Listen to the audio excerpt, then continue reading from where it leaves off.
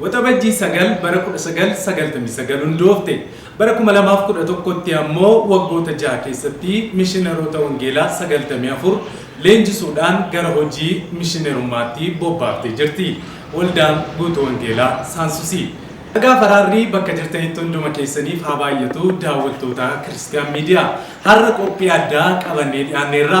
Qophii keenyaarraatiinis waldaa guutuu wangeelaa Saansusiitti argamuudhaan nama Waaqayyoo geggeessaa waldattii Paaster Niftaalem Argaa'oon waajjira isaaniitti qunnamne odeeffannoo dabalataa ergama mishiinarummaa wajjin wal qabatu isin biraan ga'uuf qabannee dhiyaanneerra. Hamma xumura qophii keenyaatti nu wajjin tura.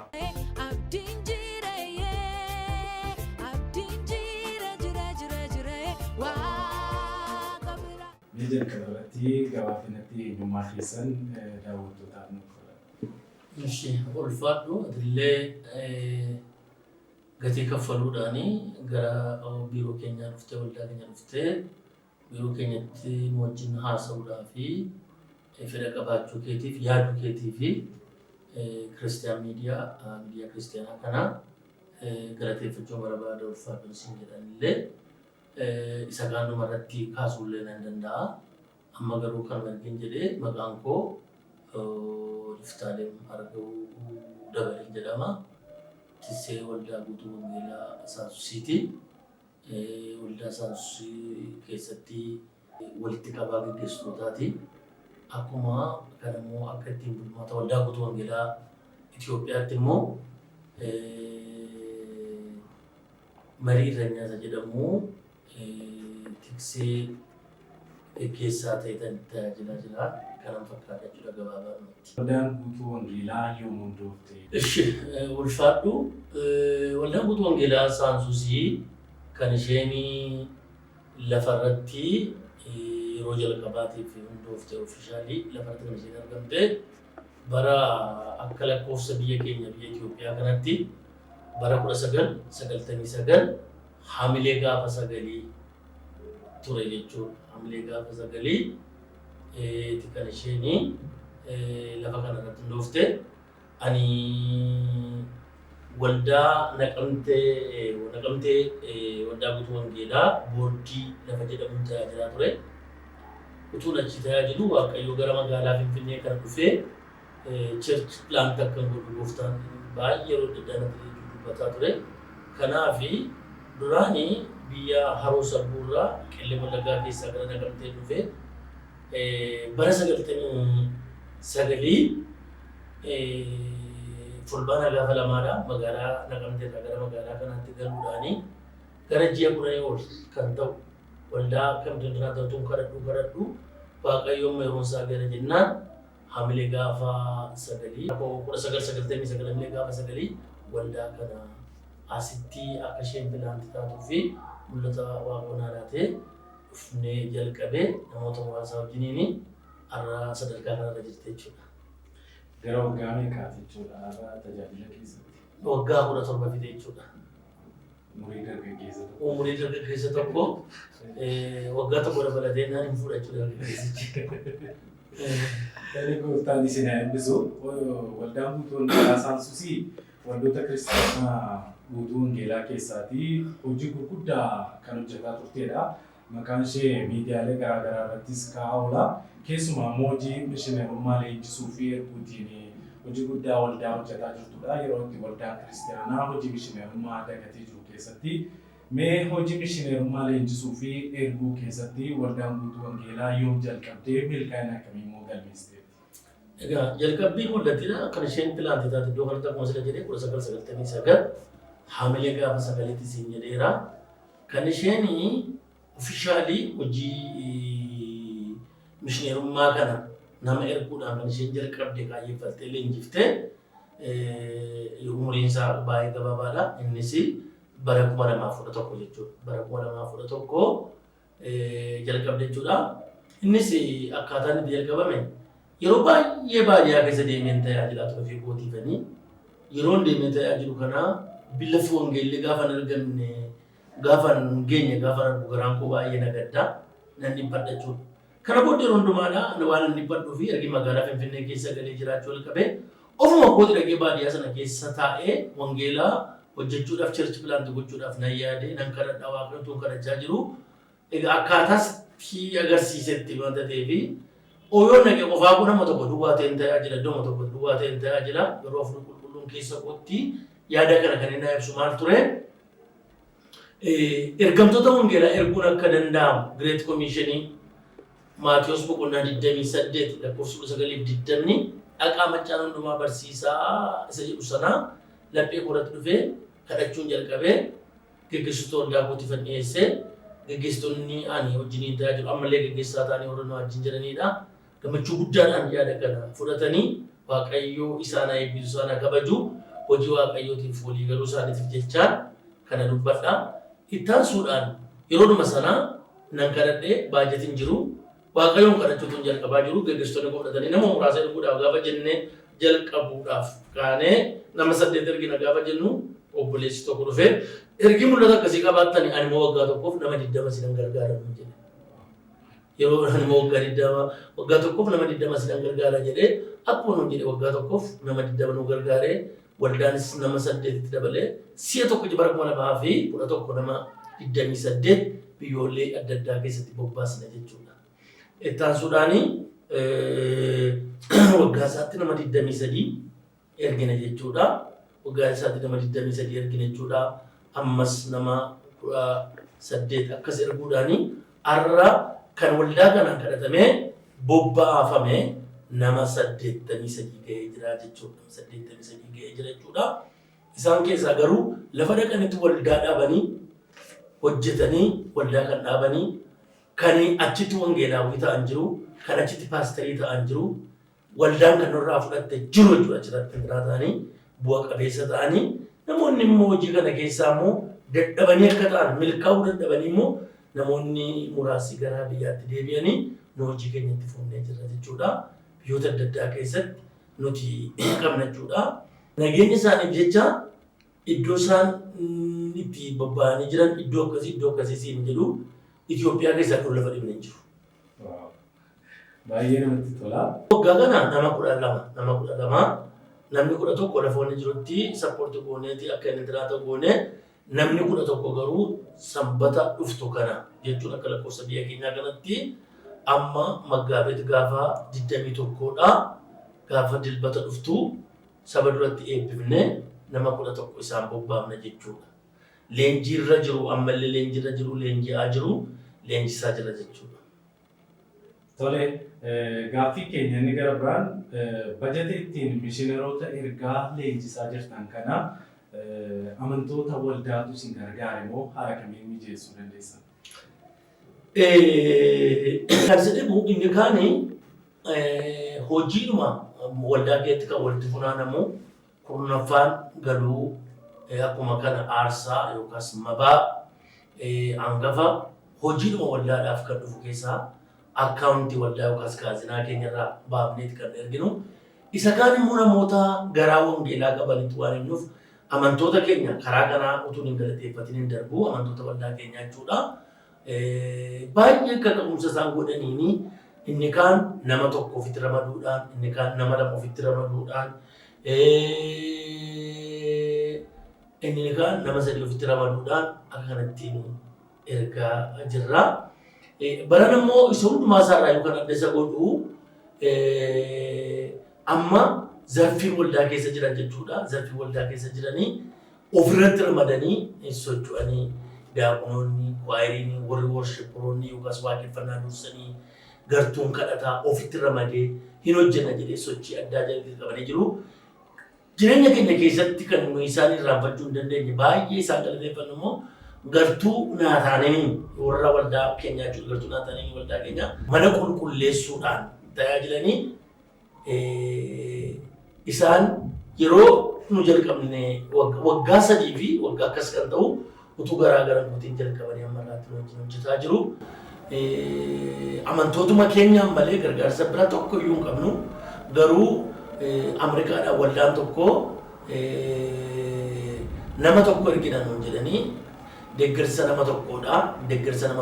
Qallaba nama tokkodha nuun kaffalanii nummoo isatti kan keenya waldaa keessaa dabalee nama 3 goonee amma biyya adda addaa nama 3tti dabalee hojjechaa jirra. kun kan ta'u amantoota waldaa keenyaa jechuudha. Amantoota waldaa keenyaatu godha.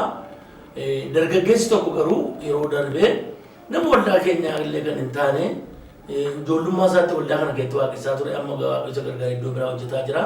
Maqaasaa akka hin dhoofneef isan gaafanne hin eeyyamsiifne waan ta'eef maqaasaa miidiyaa irratti dubbachuu waan itti ulfaate illee inni immoo dhufee isinan gargaara jedhee yeroo darbee amma nama 8 isinan gargaara nuun jedhee jira. Kanaaf isallee asumaan waaqayyoo barasaa haa eebbisu dargaggummaa isaa kana keessa gooftaadhaaf laachuu isaatiif illee waaqayyoo isaa eebbisuun jedha. Amantootuma waldaa keenyaatu godharraa kan waldaadhuma guutuu wangeelaa kanatu amantoota ishee kakaasuudhaan kaazinaa keessaa waan qabdu dhangalaasuudhaan ilaalte jechuudha.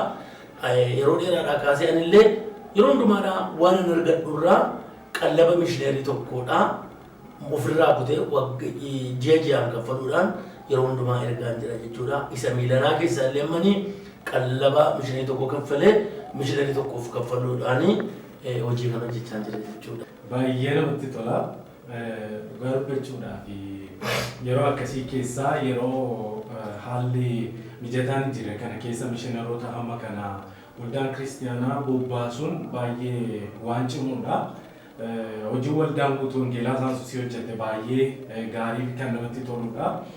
Mee fuulduratti waldaan guutuu wangeelaa Saansusii maal hojjechuuf karoorfatte yookaan mul'ata keessaati waldaan guutuu wangeelaa bara keenyatti kana geessee arguun qaba waan jettan. Egaa anamma dhugaa dubbachuudhaaf hawwiin koo jiruu fi fedhiin koo akkuma kana kan gaggeessitoota waldaa wajjin tajaajilu kan isaan qabanii waldaa keenya kana waldaa misiyoonaawii gochuudha kan barbaannu guddaan jechuudha. Amma irra caalaa biyya Oromiyaa keessatti hojjechaa jirra. Biyya Oromiyaa qofa keessatti hojjechaa hin jirru. Biyya Oromiyaa keessaa baanee illee lafatti hojjechaa jirru qabna. Maqaa fayyina nageenya namoota kanaa maqaa isaanii naannoo isaa yoo dha'uudhaa baadhee hojjechaa jirra. Bor garuu yoo humna nuu kenne waaqayyo itu waaqayyo nu gargaaree namoonni illee nu bukkee dhaabbatanii hamma nama 1,000tti misiyoonota nama 1,000 jechuudha. Ergamtoota wangeelaa kana jechuudha. Mishiinaroota nama 1,000 biyya Itoophiyaa keessatti erguu utuu dandeenye. Lammaffaan biyya kanaa baanee immoo Afrikaa keessatti wangeela hojjechuudhaaf mul'ata qabna waaqayyo irraas dhageenye kanaaf socho'aa jirra. Afrikaa keessatti wangeela hojjechuudhaaf baay'ee hawwina. Darbee immoo Afrikaa dudduubaa immoo addunyaan lafa wangeelli keenya hundumaa geenye wangeela lallabuudhaaf abdii guddaa qabna. Akkuma kana ammallee mishineeriidha jennee kan nu ergine ati mishineerii keenya jennee nama mucaan guddoodhaa deemee buleessa keenya Paaster Saamu'eel Asfaa'uudha gara biyya Ameerikaatti erginee waan jirruufi isa hojiillee haasaa jirra. Achitti illee waldaa pilaantii goona jennee jirra. Nuti lixa irratti Awurooppaa irratti jechuudha. Ameerikaa irratti, Kanaadaa irratti, Eeshiyaa kana irratti, Awustiraaliyaa irratti utuu waldaa waaqayyo nu gargaaree deemnee hojii wangeelaa hojjennee ka jedhu kun mul'ata keenya isa guddaa isa yeroo kamillee nu keessaan dhaamne jechuudha. Isa yeroo kamillee nu keessaan dhaamnedha. Kanaaf hojii akkasii hojjechuu barbaanna. Gaafa hojjennu amma gamoo argiteetta gamoo kana ijaarree jirra. Namoonni gamoo nu ijaarre kana ilaalanii inni kaan immoo mishineerota amma kana erguu keenya ilaalanii qabeenyarraa kan ka'e ergaa jiru sooromoodha isaan jedhanii yaadan jiru.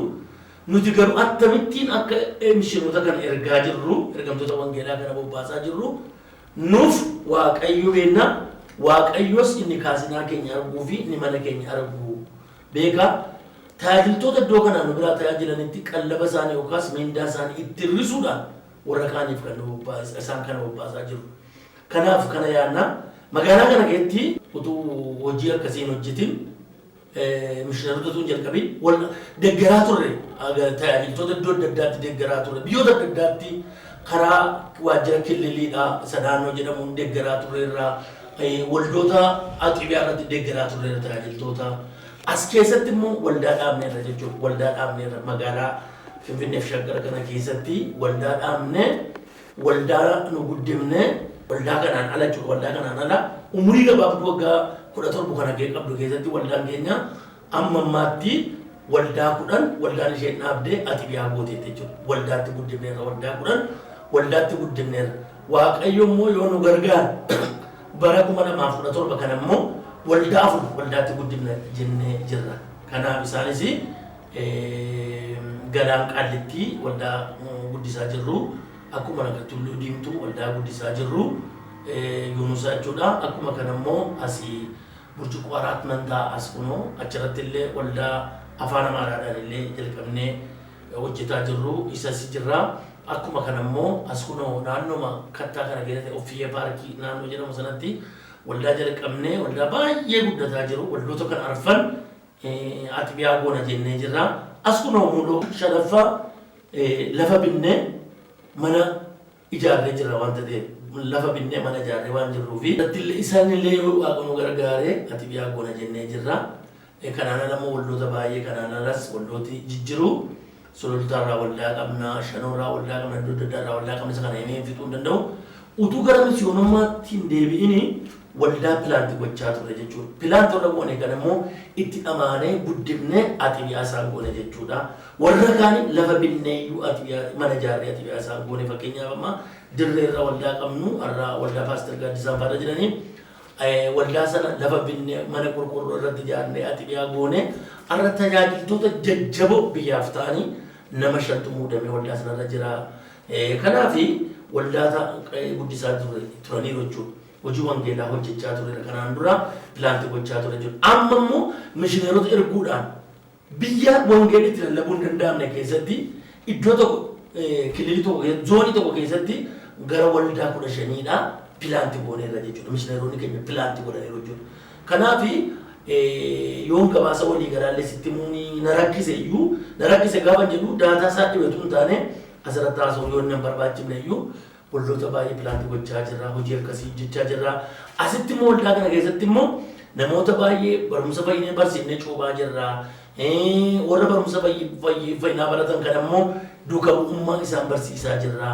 Warra duuka bu'ummaa baratan kana deebinee immoo duudhaa immoo barsiisaa jira. Duudhaa jennee toopikii 12 irratti barumsa laachaa jiru jira. Akanattiin amantoota keenya barsiifna yoon fakkeenyaaf sitti dubbadhe sanbata guddaa ganama saa 3 walakkaa amma sa'aatii 4 deeqaa 10 deeqaa 40 amantoota guutuu barumsa bu'uuraa isaan barsiifna. 4 fudhanii kaafnee amma 6 walakkaatti immoo waaqeffannaa qabna. Yeroo mara sagantaa saa 9 kaafnee dargaggootaaf immoo sagantaa adda ta'etu immoo jira isaanii wajjin kan goonu jechuudha.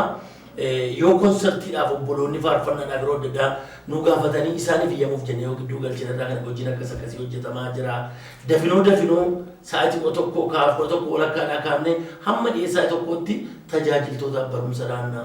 Hojii miidhagaan hojjechaa jirti waldaan guutuu wangeelaa Saansusii akkanattiin jedhan. Tole hojii baay'ee namatti toludha. Mee gaaffii koo gara biraati mul'ata mishineerota erguu kanarratti amantoonni biyya guddatan biyyoota lixaas haa ta'uu, Eeshiyaas haa ta'uu, Awuroopaas haa ta'uu biyyoota kam keessa jiran iyyuu mul'ata kana namoonni itti gammadan haala kamiin isin gargaaruu danda'u? Yaaduma gaarii gaafte Joosisa kana yaada baay'ee gaarii gaafte. Nuti hojii wangeelaa kan hojjechuu barbaanna. Akka waldaatti hojii hojjechuu barbaadan nuti biyya kana keessatti bobbaafnee isaanii hojii hojjechaa leenjifnee bobbaasaa iddoo isaanii irratti sordofaa akka waldaatti hojjechuu barbaadani nuti isaanii hojjechiifnee itti dhiyaannee hojjechiifnee riippoortii isaan nu godhan kana riippoortiidhaan isaan qaqqabsiisuun barbaanna waldoota biyya alaa jiran sana jechuudha.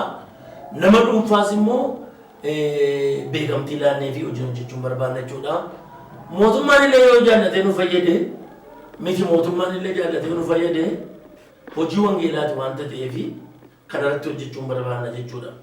Akka namoonni nu wajjiniin dhaabbatanii hojjetanii fi baay'ee waamicha guddaa goona. Maaliif nuti dhuunfaa keenyatti waan argannu waan hin qabaanne kan nu barbaannu maalinni namoonni gooftaa kana dhaga'anii fayyisuusaa dhaga'anii amananii gooftaa kana wajjin walii galanii du'a bara baraa akka isaan oolan kana duwwaadha gooliin keenya waanta ta'eefi eenyullee hojii kana yoon isin deeggara isin hojiin hojjetan jedhanu harka keenya bal'ifne isaan waamna.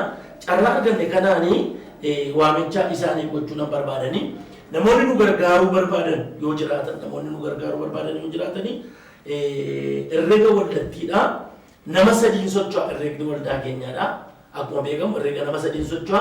Nama sadii keessaa nama sadiitu socho'a mallattoo nama sadiitiin ba'a jechuudha.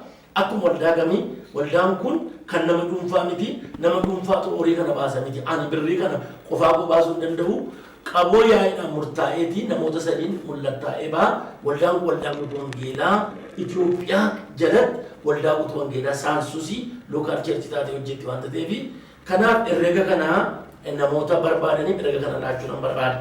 Herregi isaa inni jalqabaadha Cooperative Baankii waldaa inni kun Cooperative Baankii gamtaa waldaa gamtaa Oromiyaati inni herregi baankichaadha 10 namoota barbaadan jechuudha 10 63 30 duwwaa tokko 67 387 inni commercial baankii yookaas baankii daldala Itoophiyaa irraa immoo akkuma kan inni immoo 100 65 81 297 jechuun herrega baankii keenya asirratti argitan kana jechuudha immoo barreeffamaan argitan kana ilaaltanii nu gargaartan gammachuun koo irra afaataa jechuudha.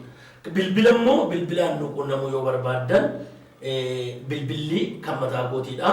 Kanaan namni na quunnamuu barbaadu duwwaa 9 11 duwwaa 9 11 duwwaa 4 68 85 kan kootiin kun jechuudha. Akkuma kana immoo duwwaa 9 11 duwwaa 9 11 duwwaa 1 45 45 akkuma kana immoo ammas duwwaa 9 11 96 94 96 94 29 kan ammas duwwaa 9 70 70 70 yeroo sadii 15 kana hammoo kana yoo isin eegannoo kana fudhate fayyadamanii yoo nu quunnaman hojii kana walii wajjin hojjechuu barbaanna jedha. Tole baay'ee nutti tola. Namoonni biyya bakkee ta'anii karaa waldaatiinis haa ta'u personaalii gargaarsa gochuu barbaadan akkaawuntii iskiriinii kanarratti argan fayyadamuu ni danda'u. Akkasumas odeeffannoo dabalataaf immoo bilbila iskiriinii kanarratti argan fayyadamuu ni danda'u. Egaa gaaffii koo gara xumuraatti fidaa dhumarratti waldoota kiristaanaa biyya keenya keessatti argamaniif gama mishineerummaa wajjin wal qabatuun maal dhaamtu? Ulfaadhu ani waldaan kiristaanaa biyya lafaarra kan isheen jiraattuu fi kan hojjechuudhaaf kanaan ala gamoo ijaaruudhaaf waan biraa gochuudhaaf waaqayyoon waamne yeroo manni kun ijaarame gamoo guddaa kanatu ijaaramee jira amma yoo xinnaa ta'e amantoota 3,500 amma 5,000tti teessisuudha kan ijaaramee jiru akkuma argitan kana kun gaafa ijaarame ana kan jechaan ijaarame isittu fedhii keessan guutuuf jennee mana kana ijaararraa kan hafe gooftaan fedhii gamoo kanaadhaan qabu. Maaliif garuu namoonni baay'een gamoo waan barbaadaniif warra gamoo barbaadaniif gamoo ijaararraa kan hafe gooftaan kan inni barbaadu lubbuu gara du'aatti oofaman oolchuu mootummaa waaqayyootti deebisuudha waan ta'eef amantoonni kanatu waldaan kiristaanaa kanatu isaan jalaa dhokate utuu hin taane ergamaa Phaawuloosii akkuma inni warra Qorontoosiin jedhu warra Roomaatiinis jedhu isin yaadachiisa akkuma inni jedhu isuma isaan beekan sana isaan yaadachiisa gaaf tokko kan gooftaan nurkaa barbaadu maal hojjettan kan nuun jedhu hojii kana waan ta'eef hojii ulfina qabeessa gooftaan du'ee du'aa ka'ee wangeela Maatiyoos boqonnaa 28 irratti akka dubbate du'aa sagalee du'aa ka'uuti waan ta'eef dhaqaa maccaan hundumaa barbaada barsiisa isa jedhe sana waldaan kana kiristaanaadha kanarratti xiyyeeffannaa godhanii dammaqanii akka isaan hojjetan jedha. Namoonni akkamittiin hojjechuu barbaadna garuu kanaasaa wallaalle muuxannoo sheernu godhaa yoo isaan jedhanii yeroo kamillee yoo as dhufanis asitti yoo isaan labsaan warraatti laba isaan jedhanitti illee ilaannee deemnee muuxannoo olii hiruu dandeenya waan ta'eef utuu hojjetanii jedha. Utuu waan tokko jedhiin darbu miidiyaan kiristaanaa kuni miidiyaa baay'eetu biyya kana keessa jira yoo xinnaate hojii mishiroomummaa kana ofishaal kan hojjechuu qabne waggaa 6 waggaa 6ffaa ammas bobbaasaa jira waan ta'eef hamma irratti maal hojjechaa jirtu jedhee namni nu gaafanne ati garuu iddoo guddaatti laattee miidiyaan kun dhufee nu barbaade hojii kanaayyuu dhalootaan hangaa hawaasaa hangaa jechuu keetiif guddiseen baay'ee si galateeffadha. Nuti akka namni beekuus miidiyaa argachuudhaaf miti miidiyaa mataa keenyaa qabna baay'ee isarratti hojjechuu hin danda'ama garuu isa kana miti nuti hojii kana waaqayyoo darbe garuu namoonni dammaqanii namoota muuxannoo yoo ta'e namoota bilbila yoo ta'e dammaqsuu yoo ta'e alaarmitti namoota fayyaduu danda'a yoo ta'e garuu jennee waa yaadnuu fi ati dhufuu keetii waaqayyoo si eebbisu namoonni biraallee miidiyaan biraallee miidiyaa kana hojii ammasitti hojjetame kana sheer gochuudhaan dhaloota biraan akka geessan akka kakaaftan namoota illee akkasiin jajjabeessan akka isaan hojii kan hojjetan waldaa keessan akkasiin dammaqsisan ijoolleen maatii keessan akkasiin dammaqsisan isiniin jenna loomiin 50 nama tokkotti baadhaa jedhu loomiin 50 nama tokkotti baadhaa nama 50 garuu bareedinaa jedhanii akka kaanii hojiin amma kana dhamaanee hojjennu kuni nutti ulfaataa ta'uu danda'a nama 83 erguun darbinee nama 11 bor gaafa bobbaa ulfaataa ta'uu danda'a garuu waldaan kiristiyaanaa utuu nu bukkee dhaabbatte kana caalaa hojjechuu dandeenya nu bukkee dhaabbadhaa hojii kana nu tumsaa yoo nu wajjin immoo dhaabbachuu achuma lafa jirtanitti hojjedhaa isin jenna yoo fedha keessan ta'e kottaa walii wajjin hojjenna nu wajjin hojjechuun illee yoo isin gammachiifne immoo lafa jirtanitti hojjedhaa jenna kanaaf miidiyaa kana immoo namoonni baay'ee sheer akka godhanii namoota akka isaan kakaasanii asumaan dhaamsa dabarsuun barbaada isinillee ulfaadhachuun barbaada. Gooftaan guddisee isin eebbisuu paaster isinillee yeroo keessan qaalii irraa aarsaa gootanii hojii waaqayyoo karaa waldaa guutuu wangeelaa saawwatii hojjetaa jiruu fi hojii ergama wangeelaa irratti ibsa guddaa nu laattaniif guddaa goonee isin galateeffannaa yeroo biraas yeroo gooftaan hojii haaraa tokko nu kennu yookaan immoo haala biraatiin walitti deemnu bal'inaan wal wajjin haasofna. Gooftaan guddisee isin eebbisu. Dilbata dhuftu jechuudha. Dilbata dhuftu adaraa kottaati waan biraa yoo gochuudhaaf baattan immoo harka irra keenye kadhannee fi namoota kana gara hojii wangeelaatti bobbaafna jedheetan namoota miidiyaan kun isin qaqqabe hundumaan waamicha isin godha ulfaadhaa kabajamaa shaaloo. Egaan daawwattoota Kiristiyaan miidiyaa qophiin nuyi har'aaf qindeeffanne kana fakkaata qophii bareedaa fi ibsa bal'aa qabu odeeffannoo gurguddaa akkasiin irraa argattan abdii guutuu qabna. Yeroo biraa qophii biraatiin hamma deebinee ol arginutti gooftaan ayyaanaa fi araara isaa isiniif haa baay'isu eebbifamaa.